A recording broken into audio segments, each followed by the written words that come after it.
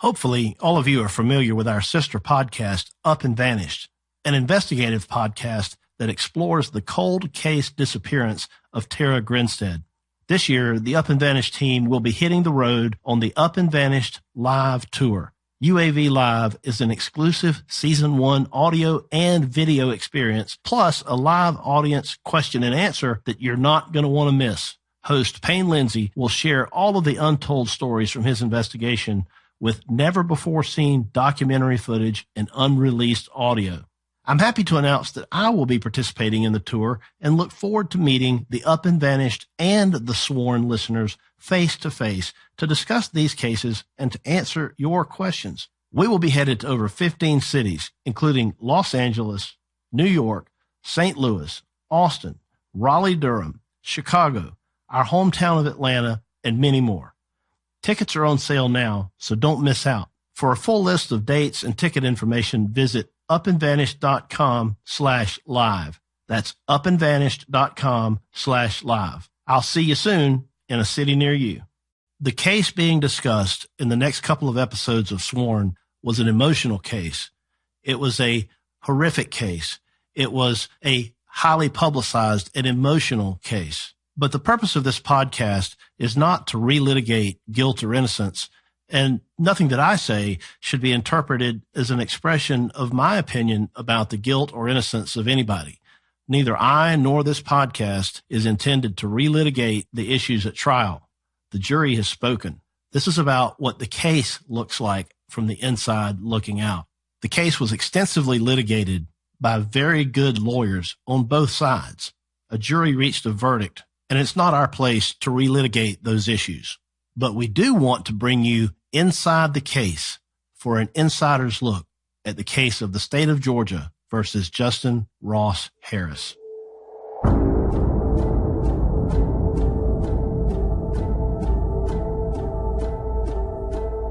You place your left hand on the Bible and raise your right hand and repeat after me. I do solemnly swear. We, the jury, find the defendant not guilty. Protests continued this weekend in Ferguson and around the country. It makes no sense. If it doesn't fit, you must acquit. Judge, you are the last line of reason in this case. Every one of us took an oath of office, and we're sworn to uphold the Constitution. From Tenderfoot TV in Atlanta, this is Sworn. I'm your host, Philip Holloway. Okay, gentlemen and ladies, if you're buying a gift for a man, I need you to know about Mack Weldon Daily Wear for Men. When I say that this stuff is the absolute best that I've ever worn, it really, really is. When I got my first shipment, I was amazed at how comfortable and stylish their products are. The underwear, the socks, the undershirts, the hoodies. But here's the bottom line. Mack Weldon is simply better than whatever you're wearing right now. I'm positive of that. Mack Weldon believes in smart design, premium fabrics, and simple shopping. Literally, all you have to do is go to the website, click on the product that you like, simple checkout, and it's sent straight to your door. It can't get much simpler than that. They even have a line of silver underwear and shirts that are naturally antimicrobial. That means, folks, that they eliminate odor. Mack Weldon understands that you need to be comfortable, and they want you to be comfortable. So if you don't like your first pair, you can keep it, and they will still refund the price. No questions asked. So to get 20% off, just go to MackWeldon.com and use promo code SWORN. That's MackWeldon.com, promo code SWORN for 20% off. I'm thinking, worst case scenario, it's a really bad accident gone wrong. But then as I sat there and I listened to the evidence, I was like, oh my goodness.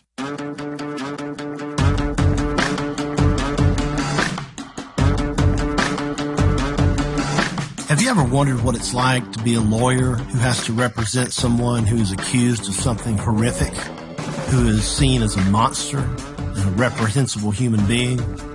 What would it be like if you were the lawyer and you believe in your heart and your soul that that supposed monster is innocent? On June 18th of 2014, the Atlanta community tragically lost a beautiful soul with the horrifying death of 22-month-old Cooper Harris. Little Cooper's death was traumatic news, distressing to everyone who heard it, as it made its way around the entire nation and, in fact, the world. This case had widespread media attention from the very beginning. Everyone had strong feelings about Cooper's death, and everyone seemed to have their own opinions on the case.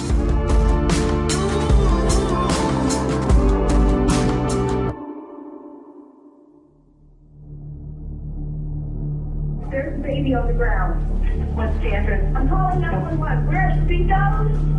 In Cumberland, near Cumberland. It looks like the baby is having a seizure. Okay, what's that location, ma'am? We're at the Speedos at Acres Mill Square. Do you see anybody around them? Yeah, his dad, and it looks like somebody's going to give him CPR. Can you see the baby from where you are? Yes, ma'am. Okay. How old does the baby appear to be? He looks like he's about a year and a half old. All right. And can you see him breathing? I'm not sure.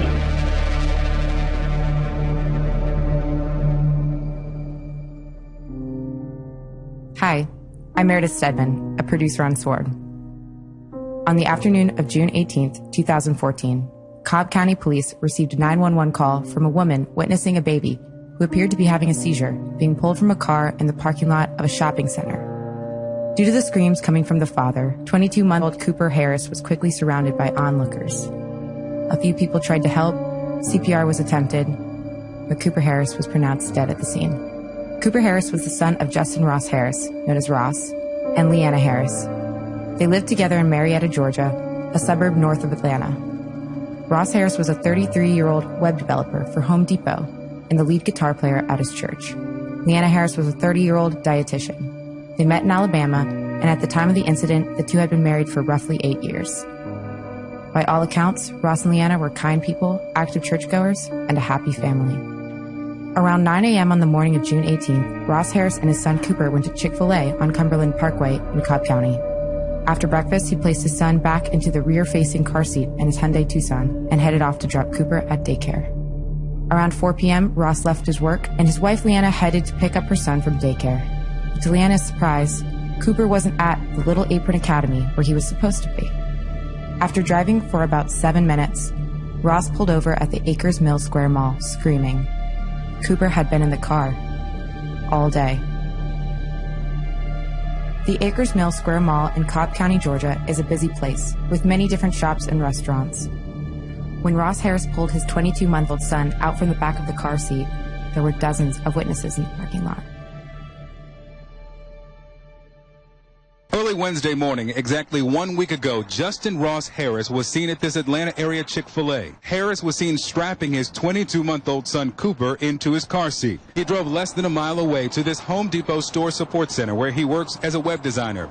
Normally, Harris takes Cooper to a daycare center on site, but not on this day. Instead, Harris headed inside the office and left his toddler in his rear-facing car seat in the back in the blazing Georgia sun. His 22-month-old son was dead, probably long before he tried to resuscitate him. It was tough. It's tough to see anyone pass, but especially a small child, that made it especially tough. I don't know. He kept saying, "What have I done? What have I done?" And that's all I could ascertain that he was saying. What kind of emotions go through your mind seeing something like that? You know, I just hope it's not the obvious. Hopefully he didn't do anything to harm the child, but I guess we'll know momentarily. It was an extremely tragic accident, resulting in the death of a young child. No one could conceive the pain and the guilt a parent must feel after such a devastating lapse in memory. But at 10 p.m. that same night, Ross Harris was arrested for murder. After searching his office, police arrested the grieving father and charged him with felony murder and child endangerment. He has pleaded not guilty. Father's arrest is causing outrage, some agreeing with police and shocked at what happened, many saying the father has suffered enough. The justice system can't punish Ross worse than he is punishing himself, and it will only cause more pain for a grieving family. Harris's supporters online have raised more than $18,000 for his defense. I remember that day very clearly. I was in my car on my way back from my law office in Marietta, Georgia, and there was a lot of traffic. Way more than usual. I heard the traffic reporter who's a friend of mine, say on the radio that it was due to police activity in the area and that they were investigating the death of a child left strapped in the back of a hot car on this very hot summer day. That precious child was Cooper Harris. The heartache that I felt is indescribable, and it was immediate. And I turned around to look at the empty car seat in the back of my own car, where my own son sometimes sits. I thought, what a tragic accident this had to be. But later that night, it was eventually reported that the father of this child, Justin Ross Harris, was accused of murder. I was stunned. How could this man be charged with murder? Based on the information provided to me at that time, I was not convinced that Ross Harris was a killer of any kind. I even chimed in on a couple of news stations about it.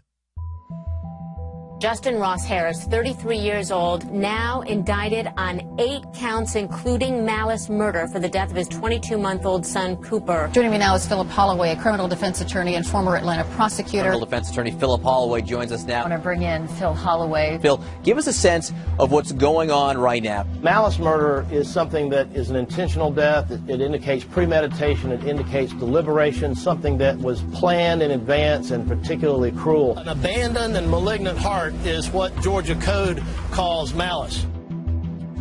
The arrest of Justin Ross Harris and the death of Cooper Harris sparked lots of national interest and awareness about the issue of leaving children in hot cars. As time went on, people basically split into 2 camps.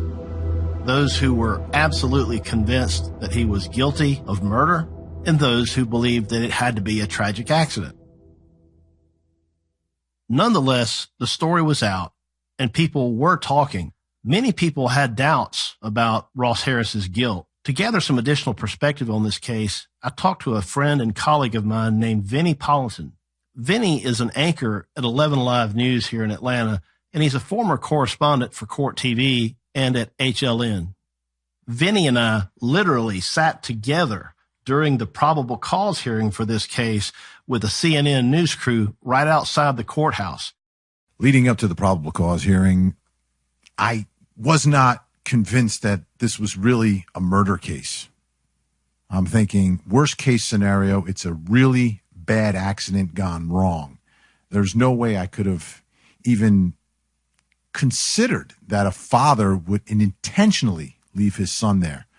But then as I sat there and I listened to the evidence that was going to be part of this case and the evidence against Ross Harris, what they uncovered in his searches and everything else, I was like, oh my goodness.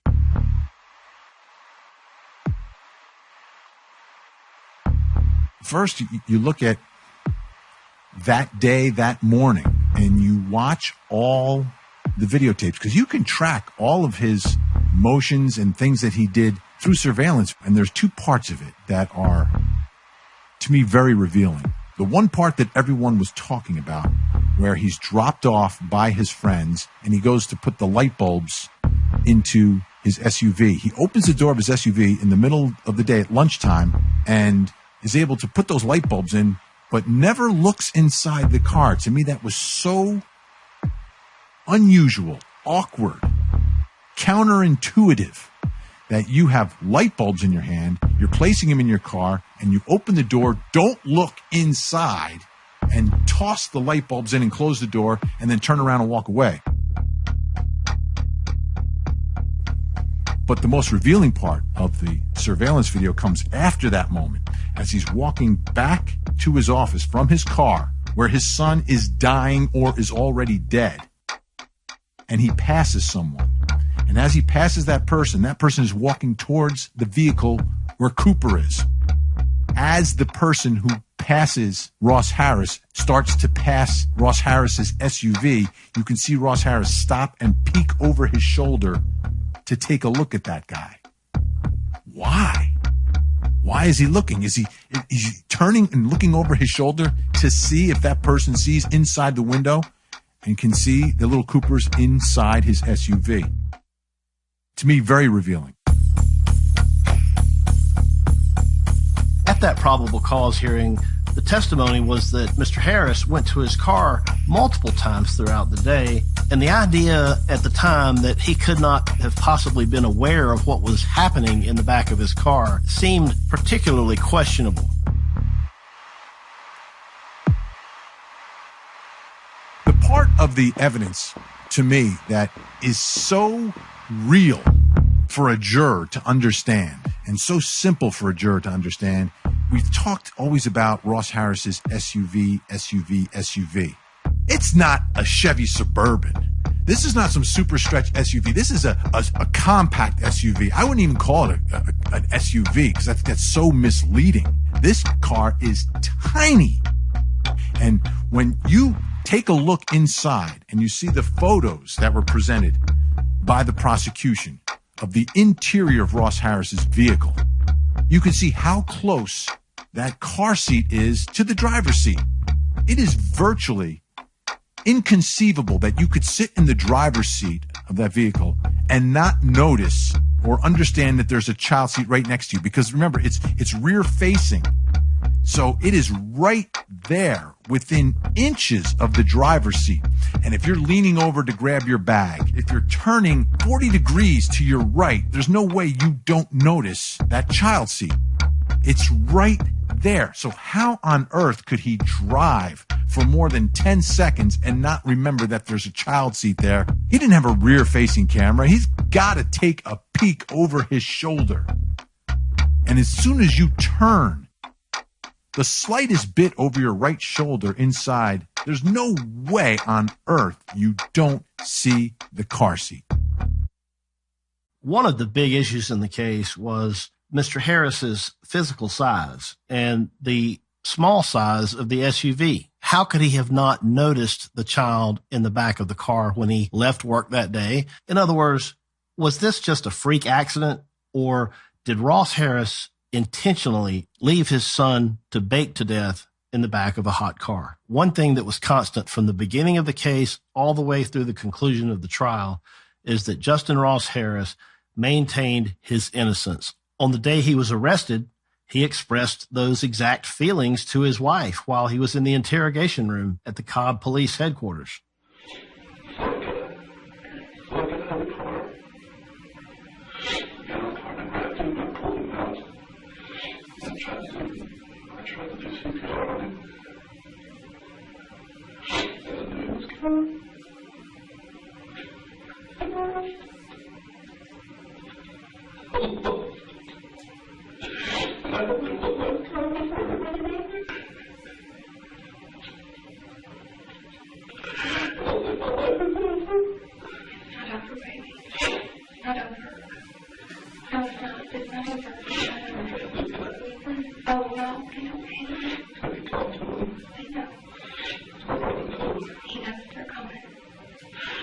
Charge me with cruelty, child cruelty. That's why they put me back there in a cell. I took the cheese and took the belt. I told myself it's not like I did this on purpose.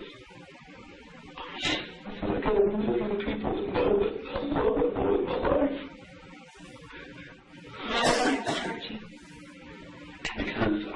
Because of my actions resulted in his death. What does that mean? I don't know. He said they're going to charge me with child cruelty. As a general practice, the cameras inside police interview rooms or interrogation rooms are always running. This interrogation video, along with several others, later became a key piece of evidence in the trial. And one thing that in particular really stood out to the investigators.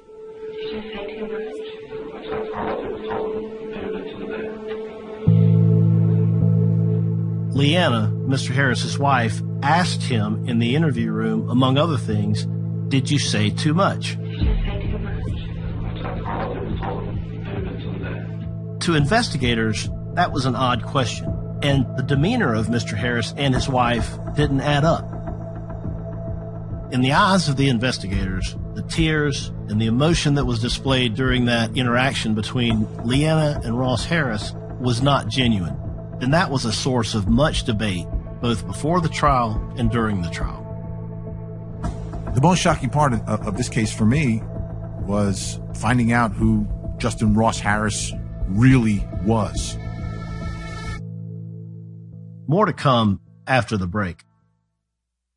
Thousands of people seeking home security get ripped off every single day, and the home security industry wants you to believe that it's your only option.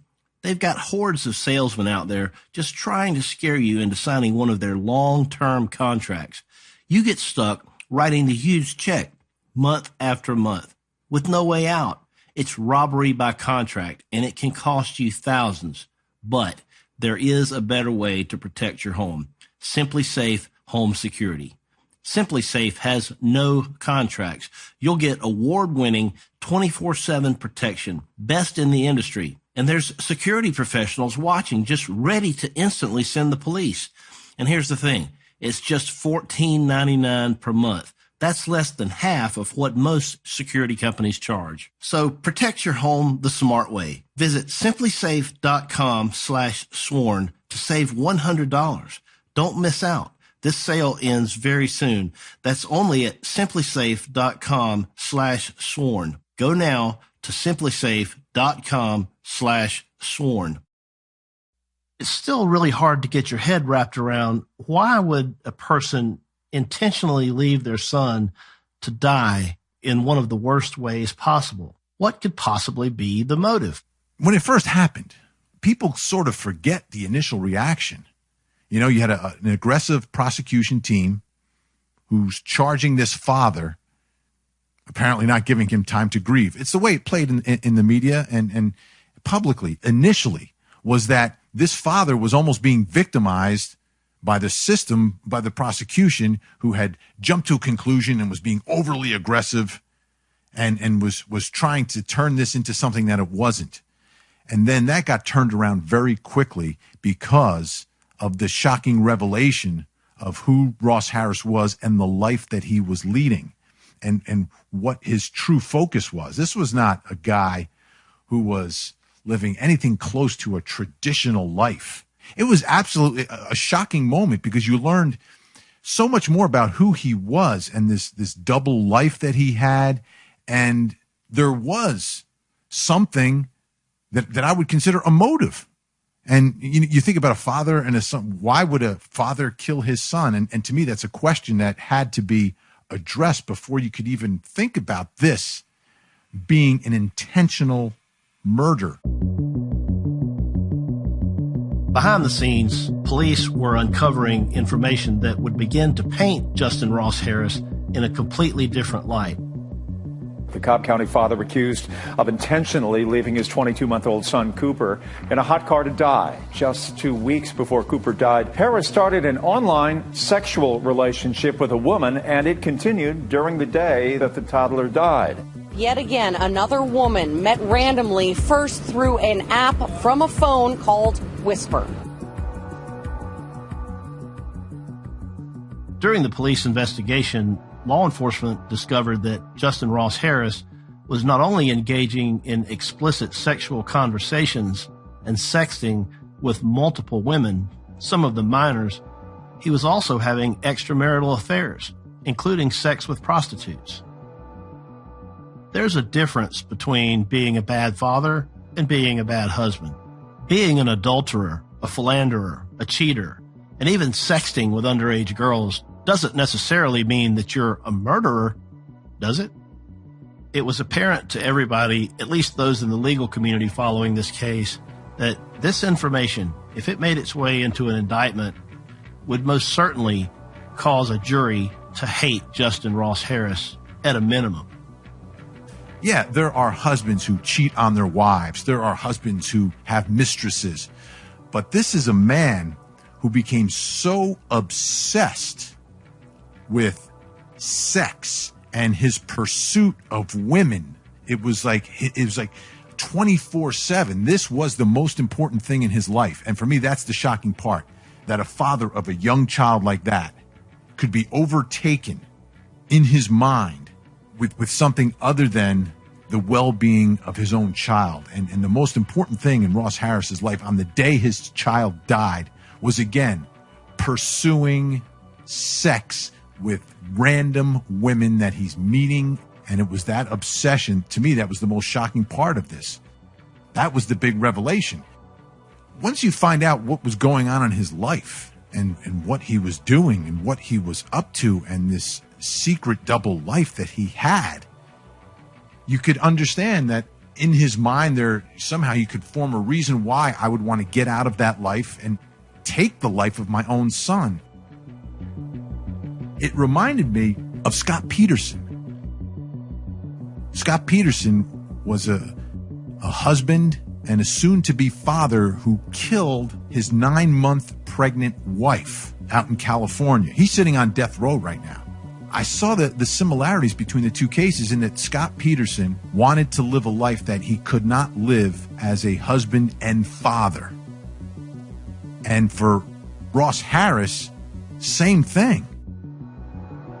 There was a life that he wanted to lead that was so different than being a responsible husband, so different than being a responsible father, that the way to get there, it's sick, I know, but the way to get there would be to take the life of his own child. This guy, this father, intentionally left his son inside that car.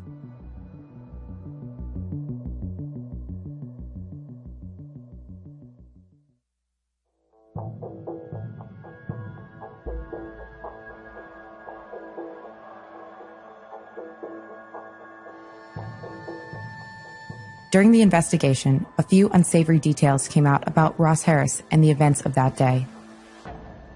Firstly, Harris claimed to forget his son was in the car during the drive from breakfast to his workplace. However, that drive was only 0.5 miles, maybe 5 minutes, conceivably less. Secondly, Harris had gone to his car that day once in between breakfast and leaving work. He had lunch with some coworkers that day, and after lunch, he'd gone to his car to put some light bulbs inside. But even then, he said he didn't see Cooper. Thirdly, and maybe most disturbingly, Harris had been sexting with multiple women that day, including one underage girl.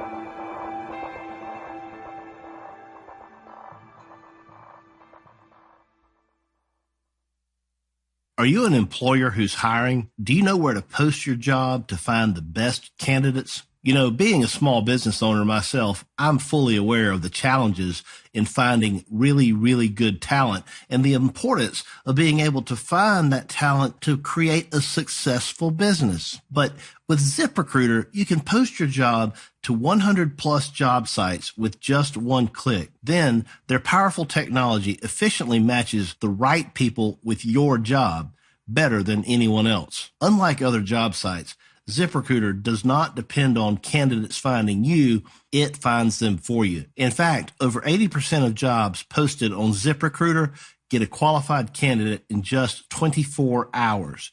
There's no juggling emails, no juggling calls to your office. Simply screen, rate, and manage candidates all in one place with ZipRecruiter's easy-to-use dashboard. And right now, my listeners can post jobs on ZipRecruiter for free. That's right. Free, no charge. Just go to ZipRecruiter.com/sworn. That's ZipRecruiter.com/sworn. Chuck Boring, the lead prosecutor in the case of the state of Georgia versus Justin Ross Harris, agreed to talk with me about his part in the trial. As a prosecutor, I think you have a higher duty and a higher burden on your shoulders. We have our oath, and our duty is not just to try to seek convictions, but to do justice, whatever that may be. I think we have an ethical obligation to both the state bar and the general bar, but also our duties as a prosecutor to make sure that justice is done. Whereas with a criminal defense attorney or a civil litigant, their duty is to their client to represent them to the utmost within the confines of the state bar rules and the law. But their duty is to their client. Our duty is to, I guess, more of a general cause of trying to do what is right. Is there one particular case that is, say, the most high profile that you've ever tried? I mean, that's probably, as of recent times, it was the Justin Ross Harris case that we tried last fall. I'm sure that was probably, it garnered the most media attention, no doubt. Would you consider this to be an unusual case? Yeah, I mean, I think this is obviously, it was a case that we haven't seen this exact circumstance, but in a lot of the cases that involve deaths of children, none of them are the exact same, but this was definitely something that was out of the norm. I would say generally doing child crimes, one of the particular hurdles that we have to get over is general societies, not like you and I who see this stuff on a daily basis, but, general society doesn't understand the things that we see. And I don't think they want to believe the evil that exists out there and the terrible things that go on in our community, every day. And so that's one of the hurdles we have to look at and have to take into consideration, not so much in charging a lot of times, but in how we're going to approach the argument. How are we going to get through to the jury that, evil does exist and this person was capable of it? In most cases, you see in the media, there are times where there are things that may be accurate, inaccurate, half accurate. And, it's tough sometimes to sit back and just let it happen, but that's what you have to do. As a prosecutor, we couldn't come up and say, we see this sentence here in the newspaper or on TV, and we want to say that we need to correct that. We can't do that at the time. We have to let it come out in the courtroom. Why is that?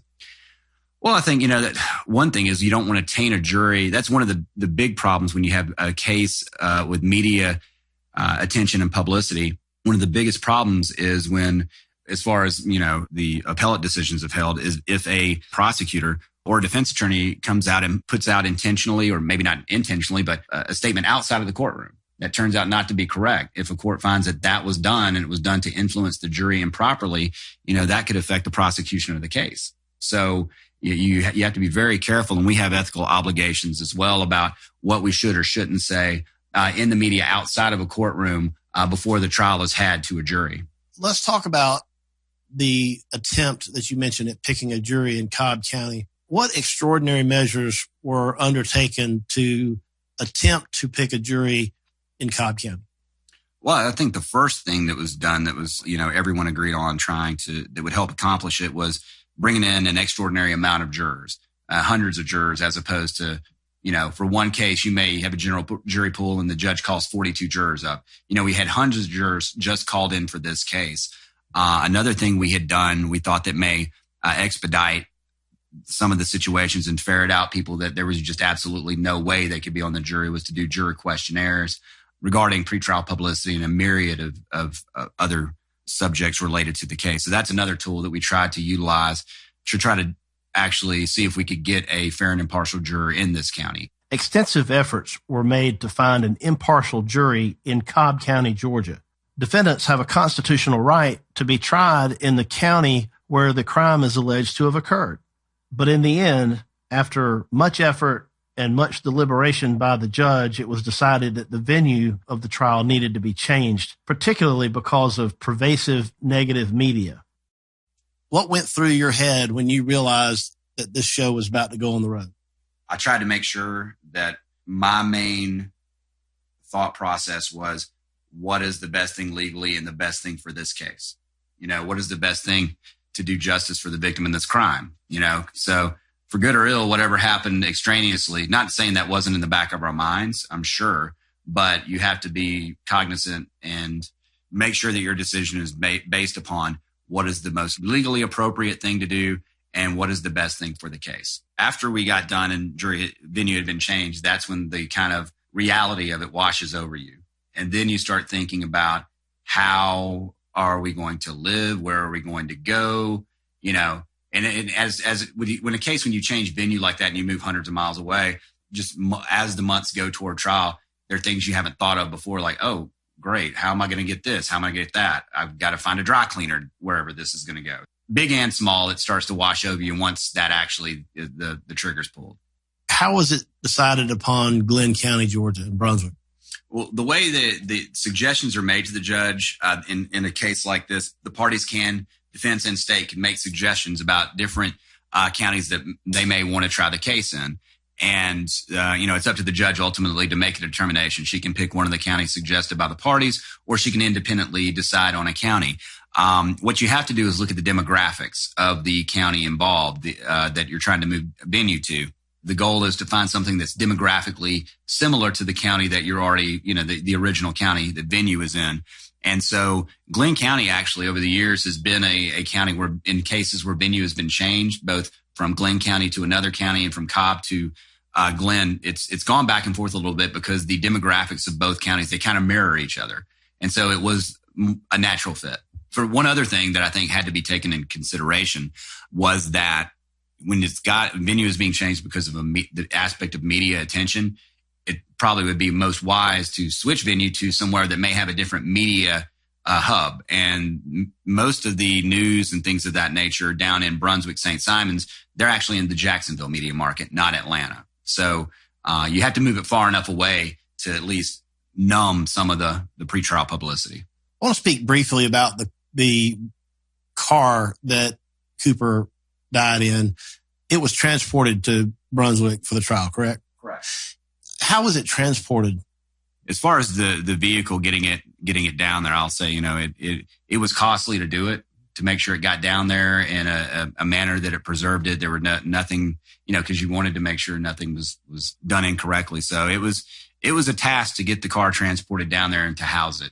How many times have you tried a case where there was no one in the courtroom who represented the victim in the case? A lot of the child homicides that I've prosecuted over the years, and I've prosecuted a lot, I'd say in the majority of them, there's no one there. Because usually honestly, a lot of times, one of the parents or one of the caregivers is the offender. And many of the times, the non-offending caregiver is supportive of the offender. And so a lot of times, there's nobody there for the victim. It's sad. I still have, in-life photos of several of the victims of, child homicides I've prosecuted over the years, going back to 2005. As a reminder, they were victims. And even though they don't have family members to go put flowers on their graves, or, they don't have, memorials, and, they don't have people calling up to our office to touch base with us because they were with us through the trial.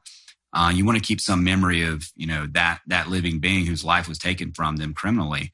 And so in one regard, it can be sad. And another is something that, makes me proud to be able to represent that type of victim.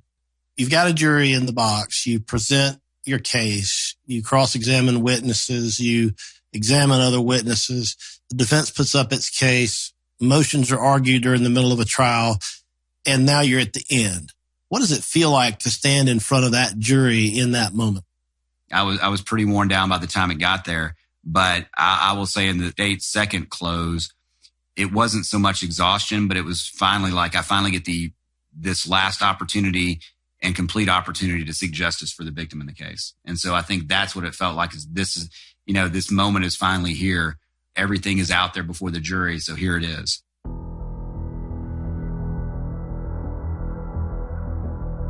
One thing that I've learned in my role as a legal analyst in the media, both on radio and television, is that you can't go by emotions. You've got to put those aside. You've got to be neutral. You can't be a cheerleader for one side or the other. You have to stick to the facts that are being reported. But particularly, you have to be careful not to draw assumptions from those facts. Because in a criminal trial, what is or is not a fact is always a question for a jury. I reached out to Veronica Waters, a friend of mine and a radio journalist who covers crime and who followed this case very closely from the beginning all the way to the end. People were feeling so sorry for this family and for this young dad who seemed to have lost his world. But then very early on, talking to one or two of the witnesses out there in that parking lot, we started to hear one or two rumblings about maybe this dad wasn't quite the grieving father that we first thought. He seemed a little stiff. He seemed a little not quite all there. Something about him seemed a little off. And then very quickly, as we heard from police that there were some suspicions enough to hold him behind bars, the sort of focus of the story quickly turned from, oh my gosh, how could this happen, to, oh my gosh, did somebody make this happen on purpose? As a journalist, how do you go about separating your personal feelings about that question, could somebody have made this happen on purpose, from being objective in the way you report about it? Well, you never lose sight that somebody lost his life. It's impossible, really, to separate your emotions from knowing that somebody died a terrible death. I mean, as an adult, we've all gotten into a hot car in the middle of the summertime, and maybe you drop the keys before you can put them in the ignition really quickly and turn on the car. But we've all had those few seconds of being in a car that was baking in the sun for a couple of hours before we got in. So you kind of know what that really uncomfortable prickle is like when you are in your own hot car, but you know you have the power to turn on the AC, let down the window, and you can kind of chill a little bit, literally chill out a little bit. But you know that Cooper never had that option. And so you don't not know that Cooper died, but in a different way, but sort of the same as how you are as an attorney. You have to look at all sides of everything, basically just report things straight down the middle. And just because the police say, I've never seen something so horrific in my life, and we believe that this was done on purpose, doesn't mean that you have to believe it too.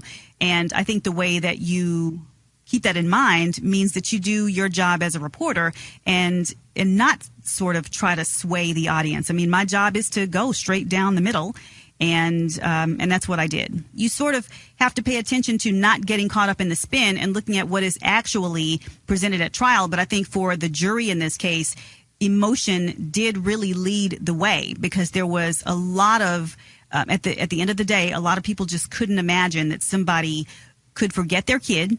And in either case, in any case, I think a lot of people thought, even if you were distracted, no matter what you were doing, you still have to pay the price for leaving your kid in the car. Well, I think what a lot of people really couldn't separate in their mind was the allegation of sexting from the question of whether or not he actually purposely left his child in the car to die. People were horrified by that. How could you be sexting 6 different ladies on the day that your son is dying in a hot car in June? It was just unfathomable. I think a lot of people were saying, I don't want to believe he did it, but if he did it, he should fry. I think at that point, it was still hard for a lot of people, to believe that he had actually done it. But people were furious with him at the thought of it. Even though we live in a country where you're innocent until proven guilty, I think a lot of people tend to think that if you are ever put in handcuffs, you probably did it. And of course, as you know, as a defense attorney, this is why the way that your client is presented in front of a jury is so important. And that goes for even pretrial hearings, motions hearings, where they might be coming to court. We don't want them seen in an orange jumpsuit, say the defense attorneys, because we don't want to prejudice the jury pool against our client. So people are already horrified and shocked at the nature of this alleged crime. Do we really want to make it worse by, parading this guy out in jail blues or whatever, and in handcuffs, shackled at the ankles and wrists, to sort of hammer home the image of a guy who's, guilty before he's even had a chance to go to trial? I think I may have said to you earlier that we had people who were saying, I get it. I've been distracted. I've forgotten stuff. And in quiet moments, there are some people who will actually tell you, I have forgotten my kid in the car. Didn't happen for 8 hours on a summer day, but I've walked away from the car for X number of seconds or minutes and forgotten that I had a kid in the car. Veronica was actually in the courtroom when the prosecution displayed the horrific and graphic images of the deceased body of little Cooper Harris. I asked her what was in her mind when she saw those photos. It was heartbreaking. I mean, I really felt something in my chest. I really hurt.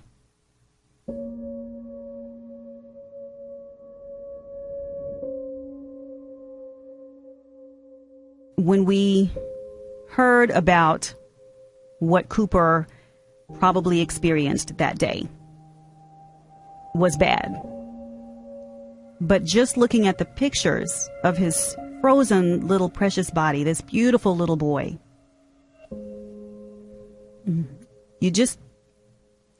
I think, you wish you could roll back time.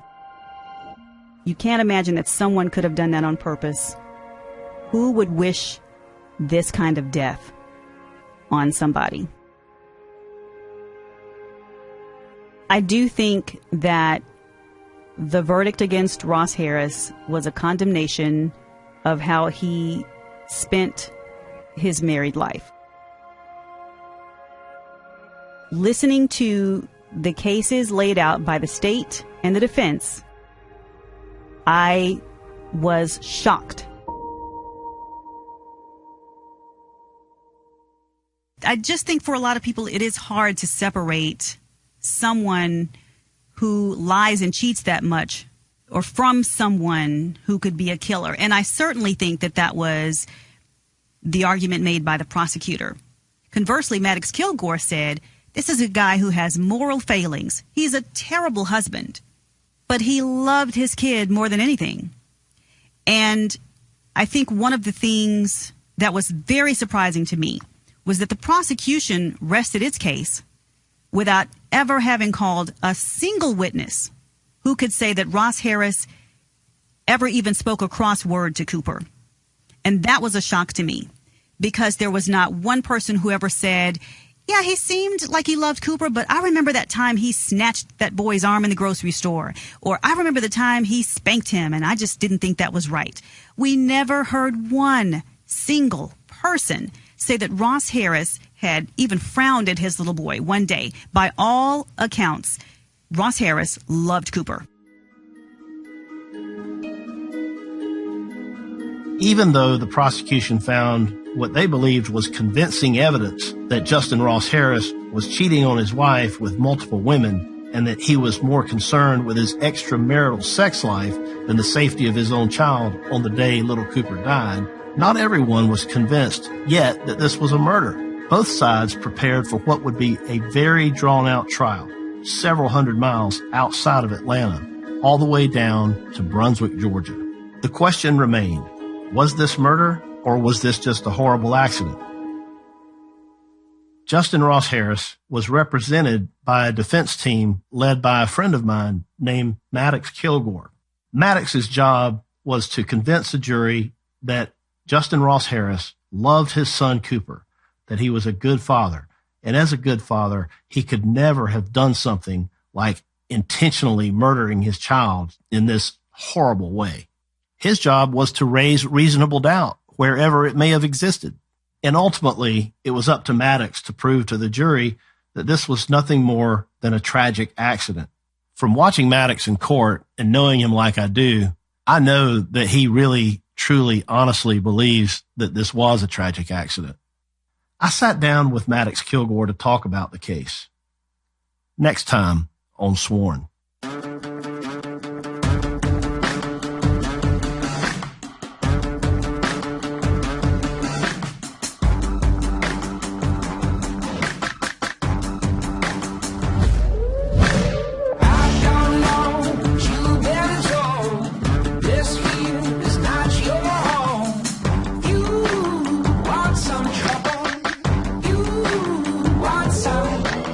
Sworn is produced by Tenderfoot TV in Atlanta. Story, production, and sound design by Payne Lindsay. Executive producers Donald Albright and Payne Lindsay. And if you haven't yet, please check out our sister podcast, Up and Vanished, that follows the investigation into the disappearance of Georgia high school teacher and beauty queen Tara Grinstead. Up and Vanished is available now on Apple Podcasts.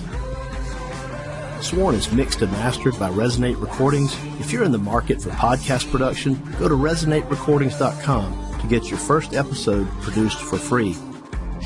If you haven't already, please head over to iTunes now to subscribe, rate, and review Sworn. And make sure you check us out online at swornpodcast.com. And follow us on social media at Sworn Podcast on Twitter and Instagram. And you can follow me, your host, Philip Holloway, at Phil Holloway ESQ on Twitter. When I see